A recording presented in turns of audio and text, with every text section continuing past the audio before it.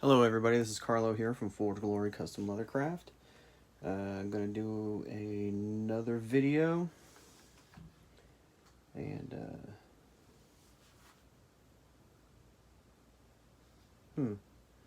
trying to set up my iPad here so I can I'm setting up my iPad so I can see all your comments as they come in. So if you have any questions, feel free to ask me. Yeah, this iPad's kind of messing up. Not sure why. Huh.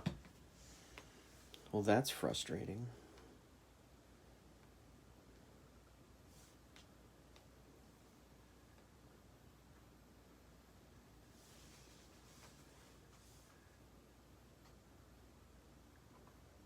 Okay. Not sure why my iPad is messing up. Let's see. Can I get a hello from somebody to make sure this thing's working right? For some reason the Facebook Live isn't showing up very well. Okay, I have people showing up. Okay. So I'm getting a loading error when I try to look at the video on my iPad. Larry Westwood said hello. Carl, hello. Thank you for watching. Thank you for saying hello. I guess it's just my iPad doesn't want to show the video. All right, so what I'm working on today is the Generation 2 bedroll with the most popular art that I do, which is Old Glory.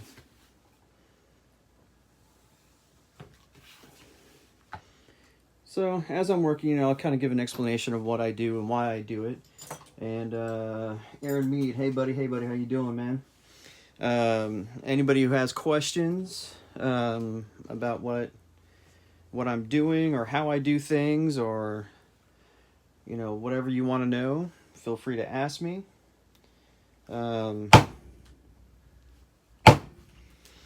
But the questions of where's my order, send me a private message for those and I'll look it up for you. I am backed up 3 months on all orders. Some have gone a little bit longer, but I'm pushing those out and I'll be all caught up by the end of this weekend is what I'm hoping. So right now I'm working on the decorative edge, which gives it my signature kind of squiggly line that a lot of my products have, that a lot of you like.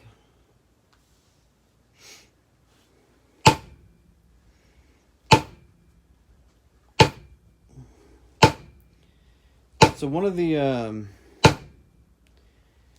the questions I get a lot is people asking me, hey, can you make a whatever the product for and then they tell me they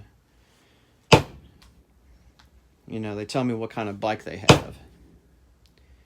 The answer is yes. Everything that I make, everything that I do can be modified to fit just about any bike. And so instead of, hey, do you make this for this model of bike? Ask me, hey, I want this bag made this size with this art on it. Can you do that? And I'll say yes. I don't make things for specific bikes. I make, pouches, tool bags, bedrolls, heat shields, and all that stuff. And then they can all be modified to fit any bike or any application out there. So I'm giving this a hard pound on here, and I'm kind of wondering, how much that's messing up my camera view if that's too shaky for you guys. I don't want anybody, I don't want anybody's eyes to freak out. But this edge treatment that I do, it takes a good pounding. I actually made something to make it more stable if I took this other thing out of there. That way it's flat. Aaron Mead question, could you add a tool pouch to a heat shield if we sent it back to you? Yes, I can. I can do that. And to add a pouch to it, Aaron, it would be $60. Not a problem. And that's the nice thing about a lot of my products. So, if I put art on it and later on, you're like, oh man, I found different art that I wish I could have had. You can send it back to me and I can do a patch that would be sewn over the art, and I would do some decorative stitching to make it look really cool. And just about everything can be, once it's made, most things, not all of them, but most things can be modified. It's like if you, kind of like a tattoo, if you got your girlfriend's name tattooed on you and, of course you broke up because getting your girlfriend's name tattooed on you is how you break up. It's the kiss of death for a relationship, and you want it changed to your new girlfriend's tattoo or name. They can do that, and so can I. With them, they would just tattoo over it. With me, I would make a patch that would be sewn on over it. But yeah, to most, like the tank bibs, the fender bibs, just about anything. If you want a pouch added to it, different art added to it, above it, I can do that. And if you got something that was tan, and you traded in your bike and tan doesn't work with your new bike, you can send it back to me and I can dye it black, or brown. I can always go darker, but I can't go lighter.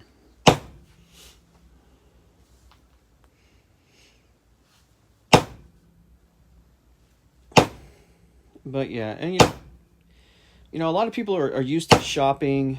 When you go shopping online or you go to the store, you see what they have. Those are your options. And if you don't like it, then you go somewhere else. Or, you never find what you actually want. And that's where I was. I wanted saddlebags that fit my Sportster without having to buy a license plate and rear light relocation kit. And so I made my own saddlebags that fit in that spot, which was ample. It was pretty big. It was pretty big space. So I didn't understand why Harley Davidson didn't sell saddlebags where you didn't have to buy an extra $120 to $200 kit and have them do it. It was pretty quick fix. But without me making it, I wouldn't have had saddlebags on my Sportster. And so that's the benefit that you all get, is that everything that I make can be made to fit your specific bike and your specific needs. Let's see, Aaron Mead. Cool, you're very popular on Hanscom Air Force Base. My brother sold his other heat shield to my neighbor over the weekend for her first scout, but she needs a pouch. Awesome. Yeah. Send me a private message. I'll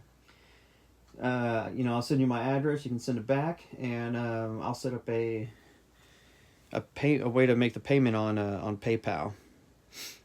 or not on PayPal, on the website, so that you can, I mean, you can use PayPal, but you can use the debit card or credit card too to pay for the, have a pouch added to it.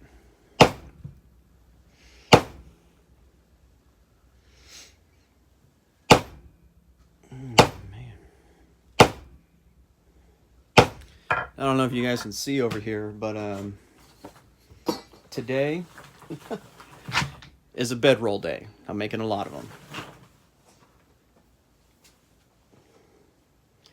And it's funny because the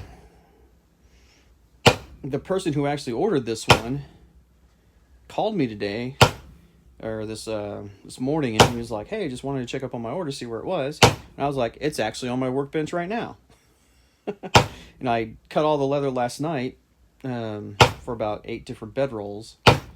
And yeah, so I was like, "Yeah, it's on my bed. It's on my table tonight, and if it's done by 4:30, I'll get it in the mail today, and if not, I'll get it in the mail tomorrow." And of course, I always send the tracking number whenever I mail something out, so that you guys know, hey, he actually mailed it.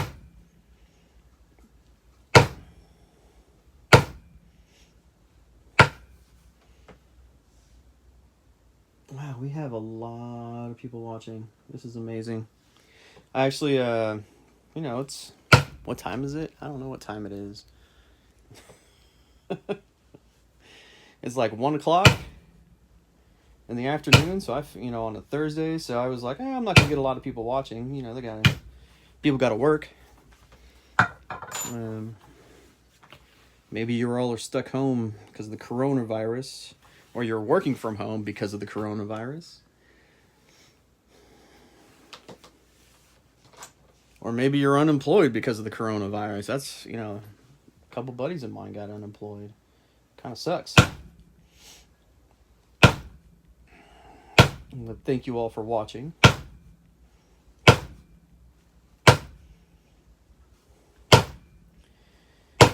So sometimes I do get, oh my gosh, a lot of emails, asking how much longer is it going to take on my product.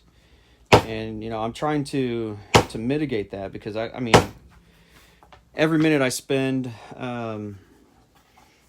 answering an email is a minute I'm not doing leather work. Every phone call that I take, answering the question of where their leather work is a minute that, I'm not doing leather work. I'm doing customer service. So to try to mitigate that, as soon, I have it all over my website that I'm backed up about 3 months. It doesn't say 3 months exactly. It says about 3 months. And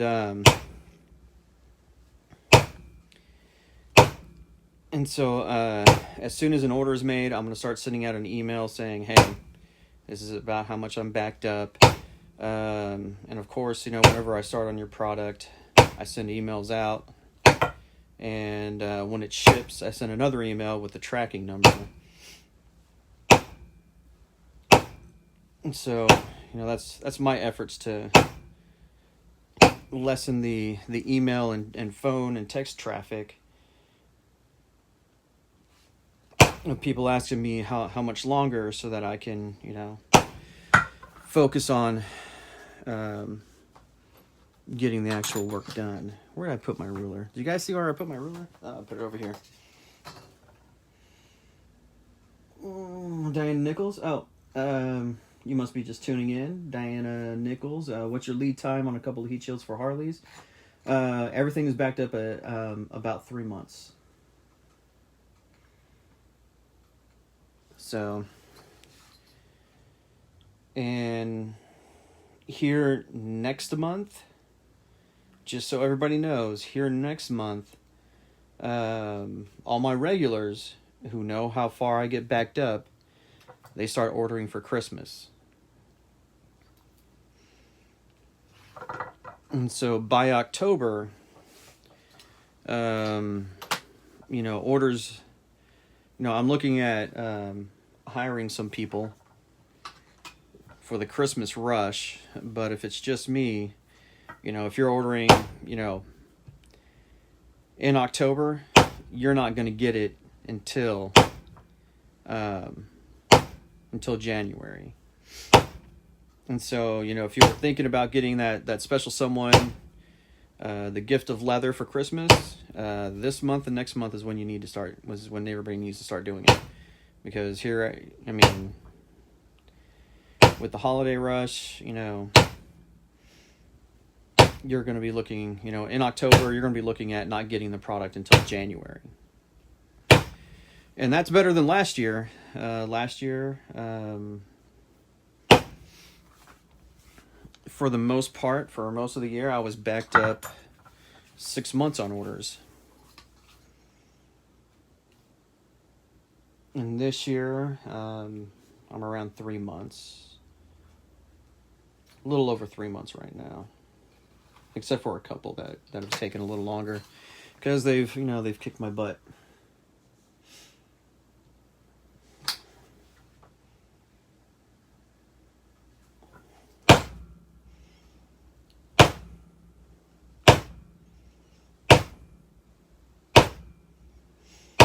Now, obviously, you know, I'm trying to talk in between the mallet marks, so you guys can hear me. But you know, if I wasn't on video, this would take a little less time. But I like doing the videos because you guys can see, hey, yeah, he's working on product. He's pushing out, you know, he's pumping out the product. You know, you can see it live, you know, and I'm not messing around sitting on my butt. Okay. Now for the holes. So what I was using to make this, for anybody that's interested, is a tool, let's see, that's shaped like that. And I think I got it from Tandy Leather, of all places. And so this tool is what I made to, you know, this is my swivel knife that I use to make the lines. And just, you know, a little ruler that you can get from anywhere.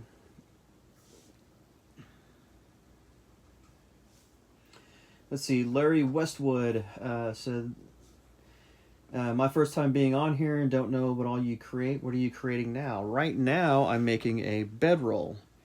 This is what I call the Generation 2 bedroll. The Generation 1 leather for it is this size. So it's about half. And so, you know, the blanket's behind it, and you can see the blanket behind it a little better. With this one, when it's mounted on your bike, it covers the whole blanket, so you won't see the blanket. You'll just see this piece of leather. But it doesn't totally encompass the whole blanket. But I do make bedroll cases too that encompass the whole blanket. So if you don't like dirt or rain on your blanket, get the case, and that'll, you know, protect it from the elements.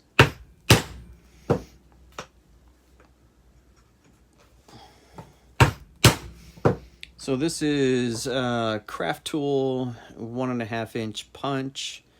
The number, let's see, make sure, gotta look up here. Okay. The number 3121-06. The oblong punch for making the holes, and this is where the straps will go through to connect it to the bedroll.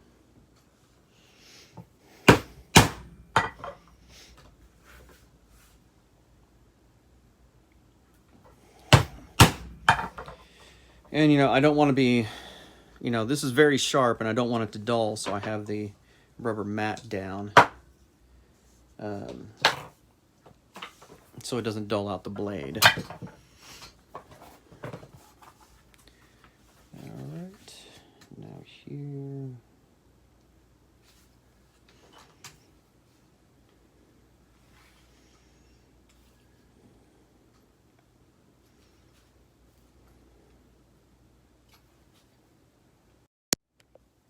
Alrighty, there we go. Wow, a lot of people watching today. It's awesome. Thank you for watching, everybody. Of course, if you have any questions, feel free to ask. If I've already answered the question, you know, this, you know, I'll tell you to refer to YouTube, because when this is done, I'll be posting it on YouTube. But for everybody to watch at their convenience. So I know not everybody can right now. Middle of the day, I wasn't expecting a big audience anyway.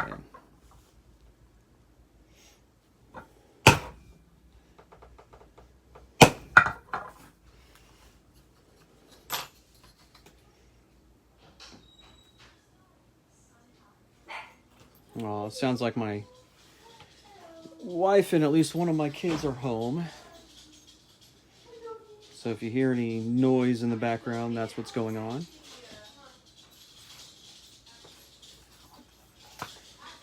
Carl E, very nice work, thank you. So as I'm working, I'm glancing, I have my iPad set up next to me, so that way I can have my camera, my iPhone, my iPhone's camera focused on the work. Then I have my iPad next to me so I can see everybody's comments and questions. But my eyes are on the work, so I'll be glancing over to the iPad. So if I don't answer quickly, just know that's what's going on. But I will try to get to everybody's question.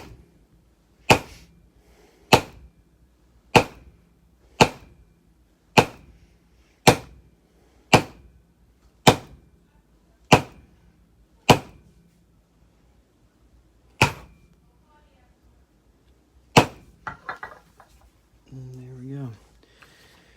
So how long is everybody's riding season? Here in Clarksville, Tennessee, if you don't mind riding in the cold, you can pretty much ride year-round. It doesn't snow every year. When it does snow, it's a dusting that lasts a couple of days. Generally, like for me, I won't ride in the snow or on the ice. So, I don't mind riding in the wind or the rain. But snow and ice, not worth it to me. But pretty much I can ride, there have been years where I've been able to ride every single day, except for maybe like 4 days. So, but there have been years where I can ride year round.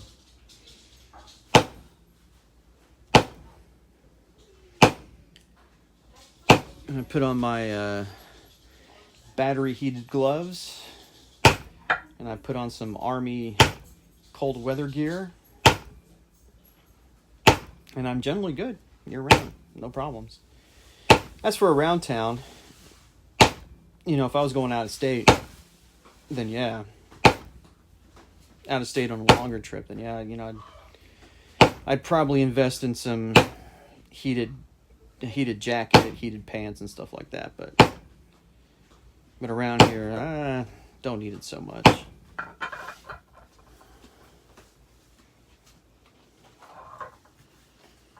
Let's see. Okay. So my leather has dried out a little bit, and so I'm going to case the leather again. Casing the leather just means you're wetting it down. It's a fancy word for making the leather wet.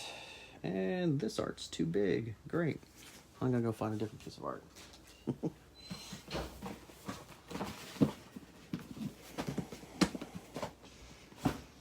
Not sure if you can see this box here, but this is where I keep all my art.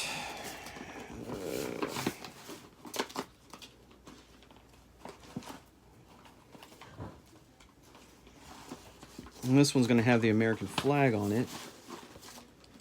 But I get a feeling that I might have thrown away the template accidentally that I use for my American flag.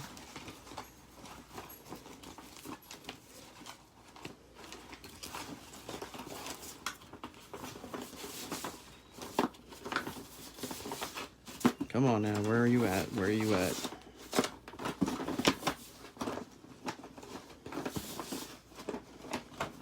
And these are, I do have them organized by, what they go on, but sometimes they get thrown in the wrong slot, so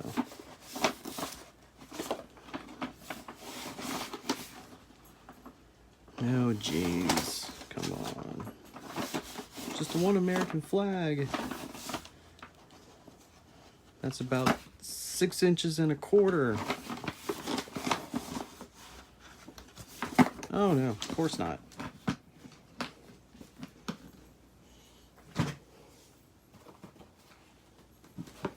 And here's my other file.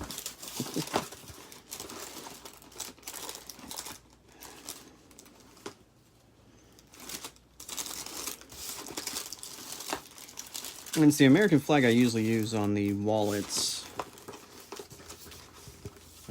It's the same size. I looked through here earlier today. I didn't find it, so I grabbed that other one. That other one is a little too big. Oh, here we go. Does it fit? I think so. So let's find the center. I want to find the center of this. What am I doing? I'm looking at centimeters. Who does that? It's crazy Europeans, I'm guessing. So that's about 3.5. Put a little mark there. Mark my center.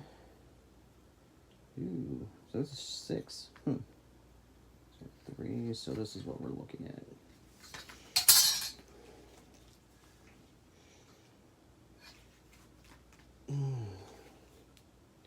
Line it up and I tape it down. Of course, I can't find my tape. Oh gosh. It was here. All right, go get my tape.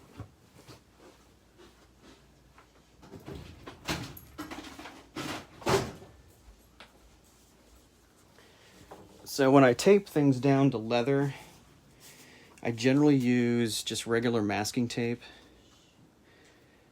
Stronger tape can tear up your leather.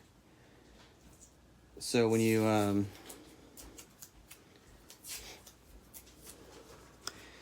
peel off the tape,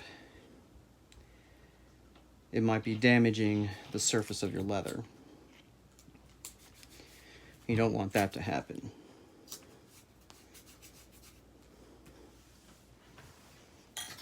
All right.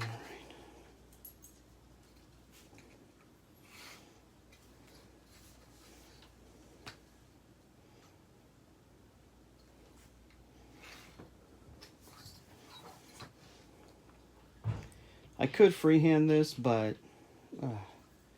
I make one little mistake and I got to start all over. So I don't do that anymore. I always use a template because, you know, freehanding it, you can make mistakes.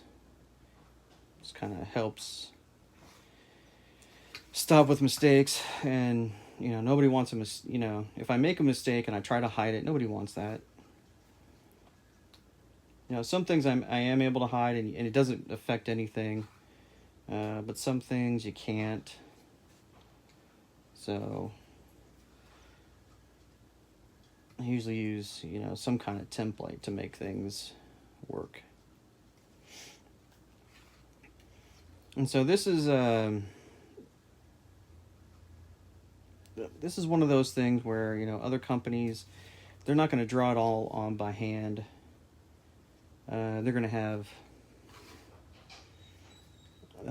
stamps made with the American flag. They're going to put it through a press, you know, a big huge machine that presses the stamp into the leather. You know, mine's all done by hand. I'm using old world methods for doing the art. The only thing that I make that does have a stamp would be, or the only stamp that I do use is my maker's mark. It has a stamp that has my company name and logo.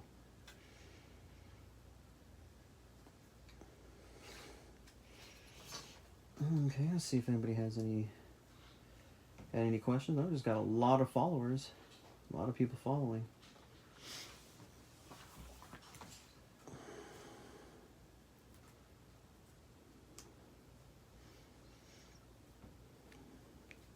I mark just the center of the star because for the stars I do use stamps. So my maker's mark and stars I use stamps.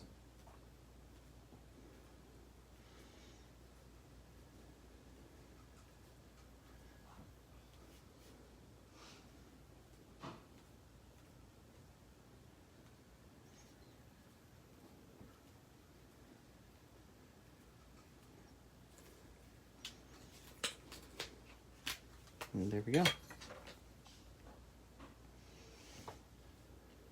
Now I'm using my swivel knife. Oh, and this thing, it's just a, what's it called?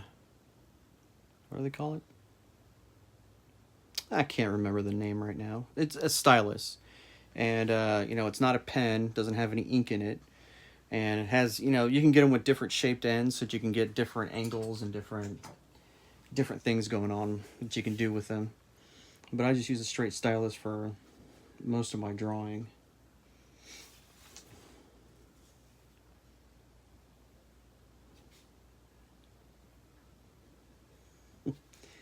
Me being able to draw a straight line the way that I'm doing here is actually amazing. I actually went to college for architecture, and I was that guy. You know, being able to draw a straight line when you're doing a lot of architectural drawings and drafting is pretty important. So a lot of other students were able to draw a perfectly straight line. I wasn't. I always sucked at it. And so I was the ruler guy. But ever since I started doing leather work with all these American flags that require a straight line, I've been able to draw a straight line very easily. All right, now my star stamp. Let's see. I'm going to use this one. Let's see. And I got it from, I think it was Tandy Leather also. Either Tandy or, it's a craft tool, so I'm going to say Tandy, and it's number 054. And that's how I do my stars. And so I have different sizes of stars. So this one I use is the one that I use for the heat shields because it requires a bigger star. I have this one. This is the one I use on the wallets because it's slightly bigger than this, and so it needs a bigger star. And then I have this itty bitty little one that is used for the smaller flags where I don't have a whole lot of space. Yeah. Steady hand, lining it up.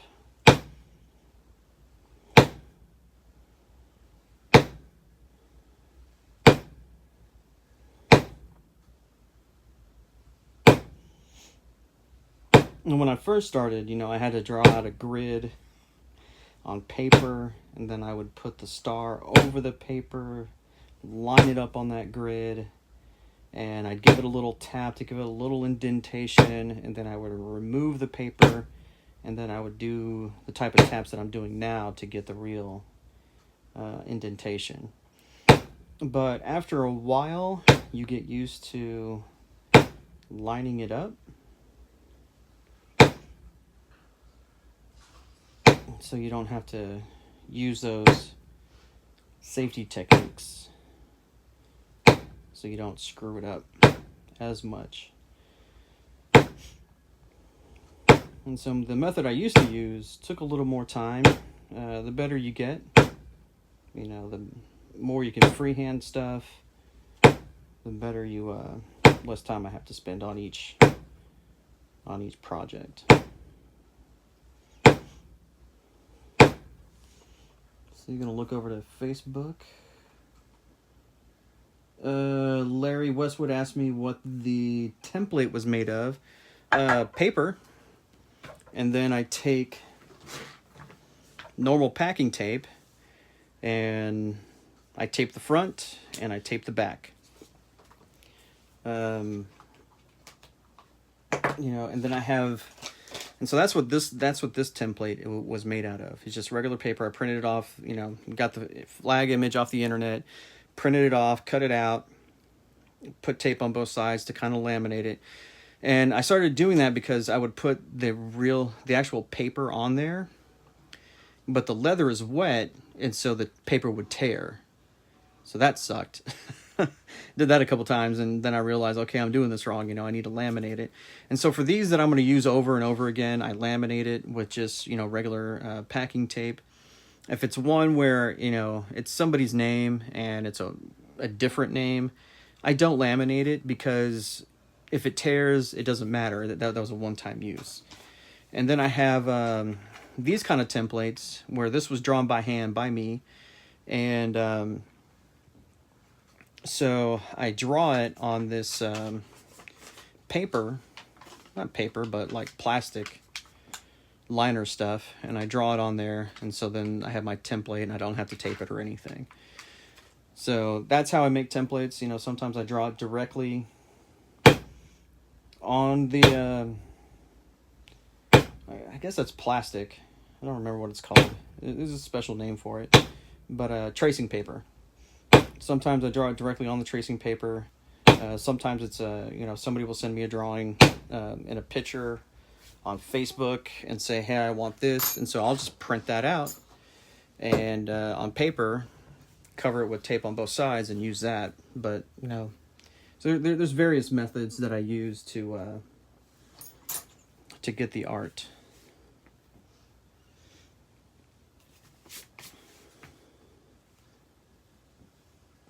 Okay, this is a beveler. Also a craft tool. It is B200.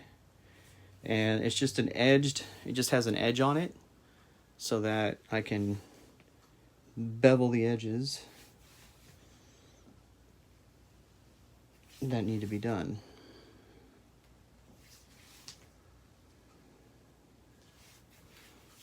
Okay. And now for my texture. So this is a textured tool, and it is also a craft tool, A as an alpha 105, alpha 105. Where did I put my hammer? Oh, I put it right there next to me. And this, my friends, is Diet Dr. Pepper, one of my favorite drinks. I used to hate the stuff, but my wife had it so much that I started drinking it because it was always around, and now I love it.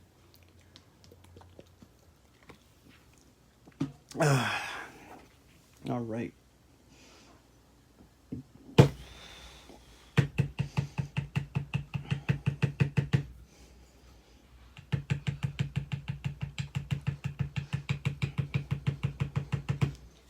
And so what would normally be red stripes, I put this texture on them.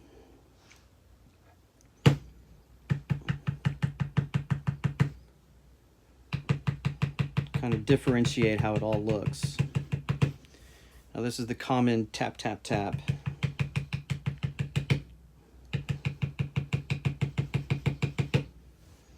All leather workers know. After a while you start dreaming in taps.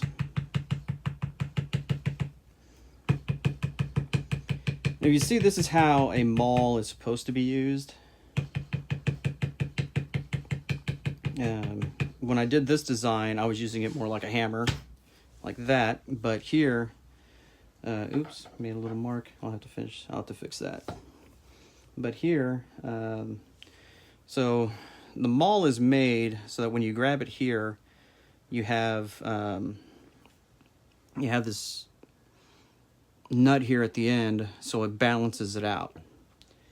The more balanced your maul is, the less fatigue you get on your hand.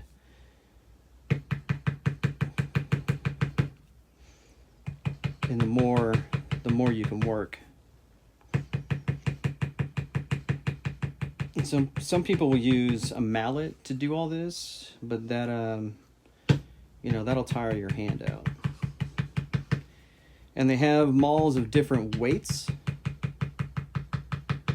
And so it just depends on how strong you are. I mean, if you're not that strong, you're going to want one that's a little lighter that you can handle.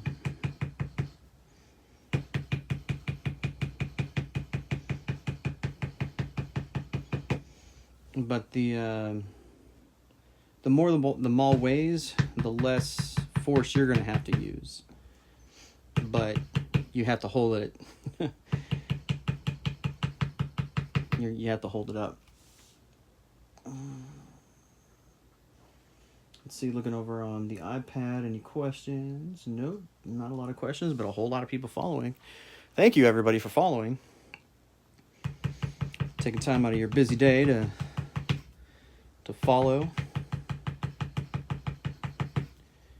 and to watch my live video.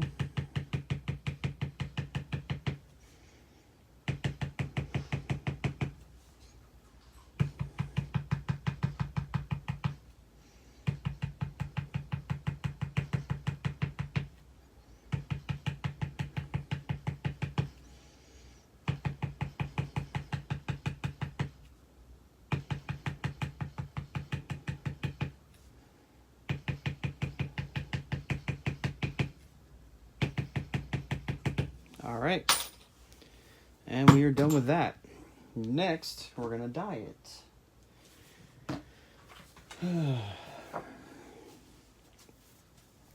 So I get my handy dandy gloves out, because when I don't use gloves, I get dye on my hands.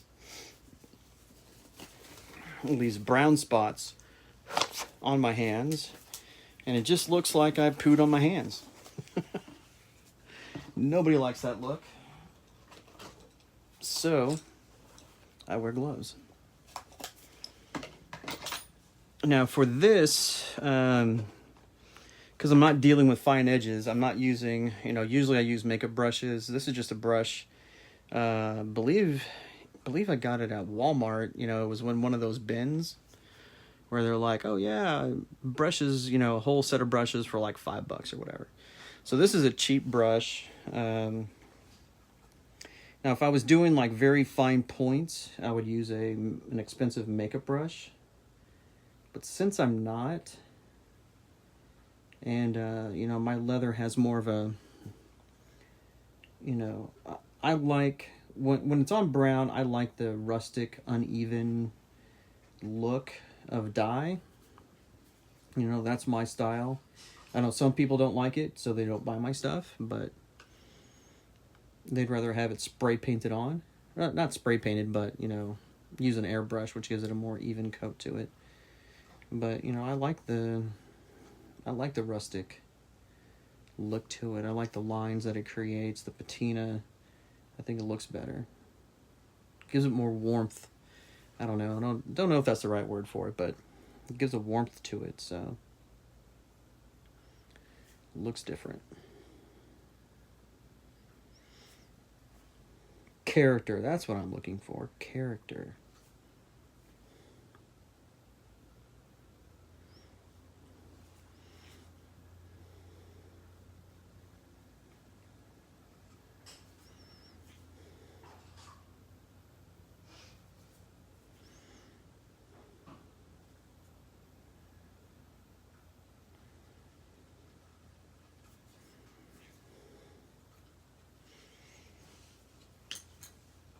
Okay.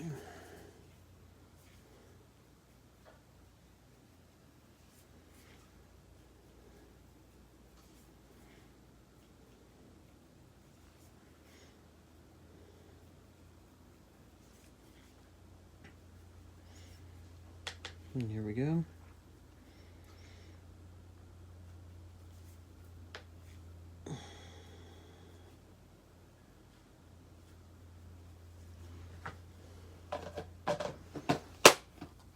Now for the brown, or the black.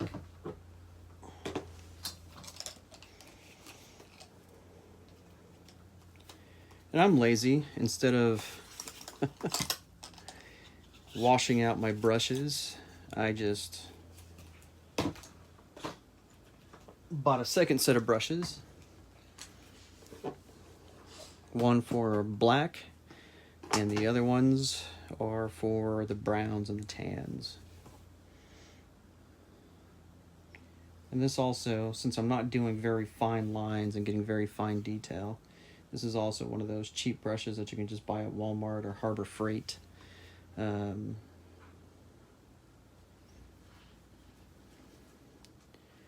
$5 or whatever I'm selling them for.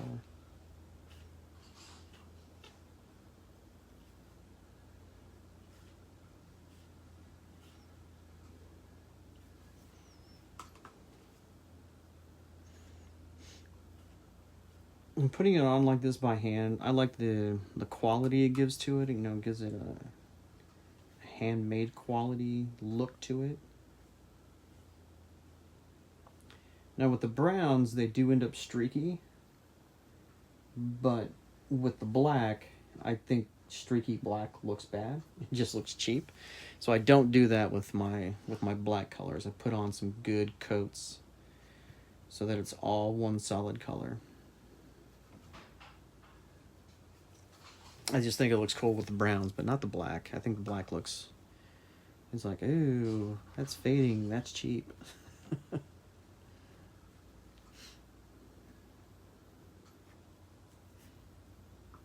Now there is distressed. You know, I've done some wallets where they wanted it distressed, and pretty much I put on some good thick layers of black, and then I take it out on the concrete, and I rub it into the concrete, and I rub it in some gravel to give it that distressed look. And I know some people are like, whoa, that sounds like whatever. And I'm like, well, companies have machines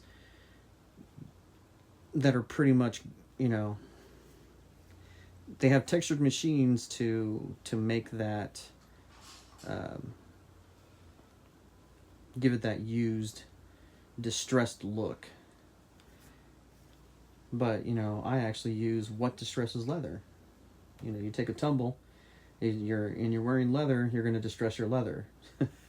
If your wallet flies out of your pocket going 90 miles an hour down the highway, your leather's going to get distressed. They use machines, I use the natural stuff.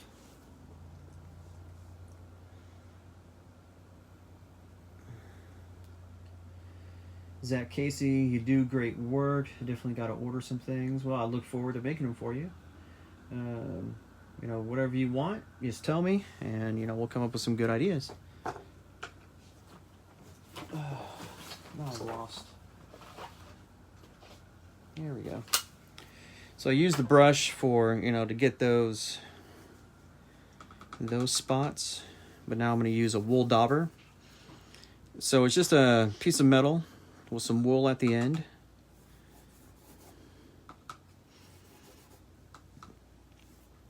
Black is one of the hardest colors to do. The particulates used for the black dye are actually pretty big.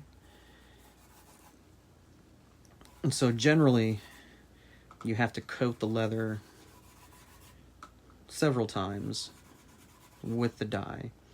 And what I do is, the dyeing method is called pooling. With the black dye, as you see, after it's on there, there's still dye that is pooled on top, and it takes it a little longer to soak in. If I only did a little bit, and then it would soak in, and it would be streaky. So if you pool the black dye, it helps get rid of the streaks.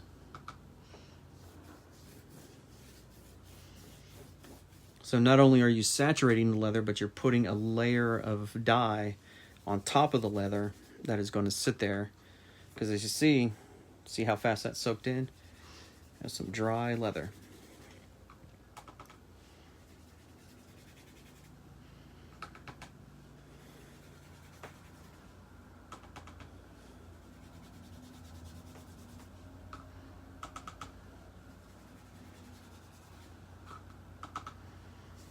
So when it comes to black, I'll pull the dye.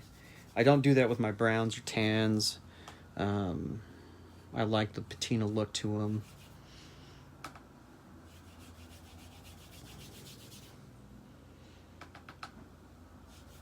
And there we go. And if you notice, every time I pull the dauber out, of the die, I, like I was here, I'd pull it out and I'd come like this.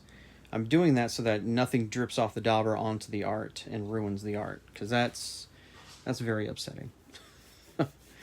When you've done all this work and then you get one drop of dye in the wrong place, and you're like, crap. And then I got to contact him and said, I had this one little drop, is that okay, or do you want me to make another one? And some people were like, yeah, the dot doesn't matter to me. And some people were like, nope, I don't like that dot, please make me another one. And so I just wasted it.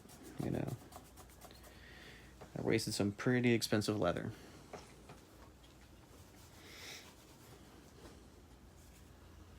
And I got to start all over just because of one little dot.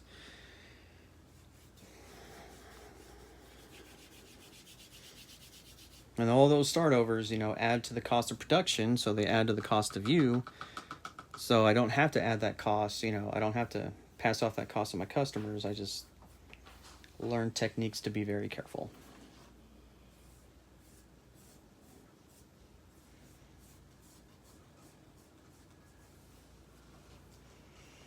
Like with an American flag one, if I had a little dot of dye, I would put it on the, I wouldn't sell it to the person who ordered it, but I would put it on the website and be like, hey, there's a little drop of dye, maybe take, I don't know,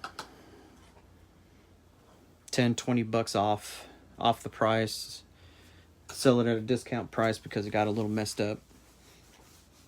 And that way I don't have to throw it away. But when it's some custom art where they're wanting me, to do their club colors or their, their personal business logo, then yeah, I can't redo those. I can't repurpose them. I can't sell it to somebody else because nobody's going to want that art. So on an American flag one, yeah, I can get away with it, but not on the custom stuff.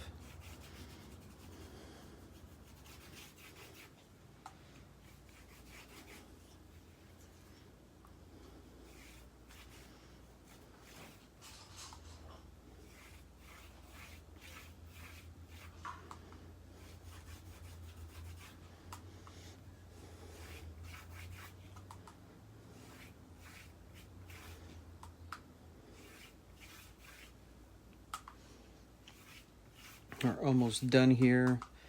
So I want to thank everybody for tuning in and watching, seeing how I make this leather work. This will be posted here on Facebook for everybody to watch later, and it will be posted on my YouTube channel.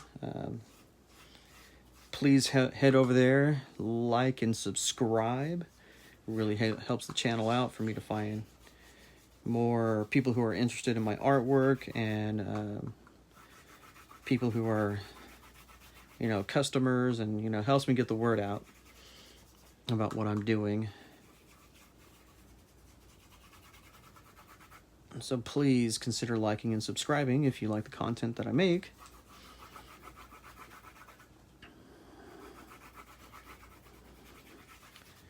And there we go.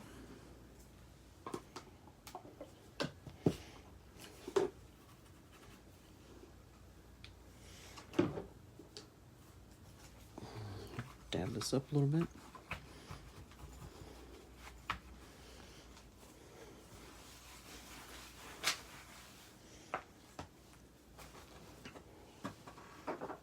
And now for the polish. So I use horsehair brushes that you would use to polish your shoes, shine your shoes, and give it a good shine. It's always best when the leather is just a little bit wet to do it.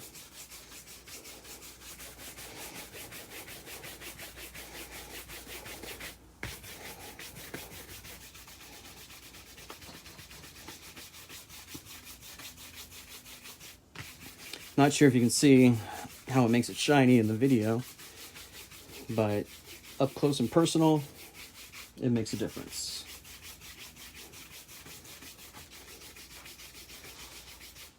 And when you're doing it, it's not about how hard you hold the brush down On the leather, it's about the friction that's created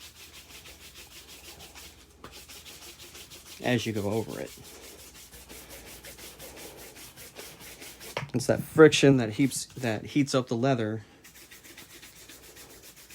that makes it shiny.